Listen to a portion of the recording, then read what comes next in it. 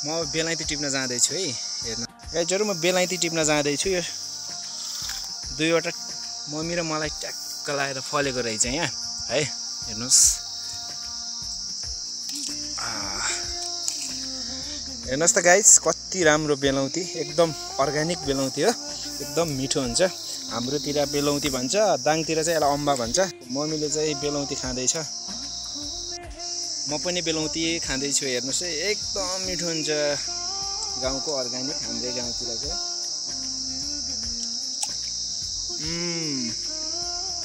Very tasty guys. Mummy यो सबै हाम्रो जमिन हो नि यता, अझै पनि यतै छ गाइज। यो सबै हाम्रो होइन, कसैले लगाउनु आजभोलि। मकै छ, निम्त्यो, टमाटर, बदाम, सिन्ताल, तरुलहरू भयो, धानहरू भयो, जे पनि पाउँछ कि अर्ग्यानिक खानाहरू पाउँछ।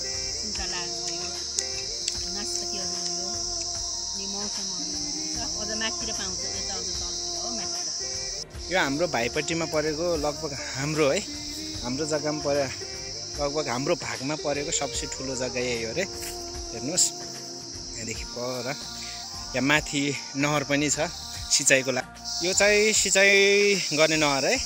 यो सानो छ, चिटिक्क छ।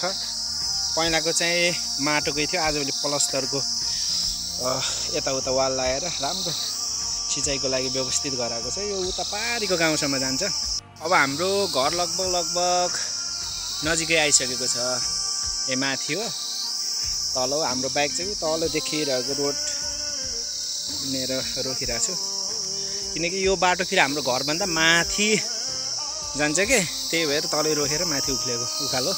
बल्ल डाँडोमा आयौँ है गाइज, मिठो भ्यू देखिन्छ यहाँदेखि। अब हाम्रो लगभग यहाँ पहिला जिजुजिमाहरू बस्ने गोठ थियो, त्यो गोठ लगभग ढल्यो, जिजुजिमाहरू पनि बित्स्यो। उता एउटा घर छ, पछाडि देखाउने छु हजुरहरूलाई। अब यो हाम्रै बेलाउती हेर्नुहोस् है, यस्तो राम्रो बेलाउती फलेको छ यहाँ गाइज। हेर्नुहोस् न, तल बजारतिर हरेक चिज किनेर खानुपर्छ, यता आएर प्रशस्त मात्रामा रुखहरूमा टन्न बेलाउती छ है। तपाईँहरूकोतिर त अम्बा भन्छ। यस्तो रसिलो बेलाउती छ। तर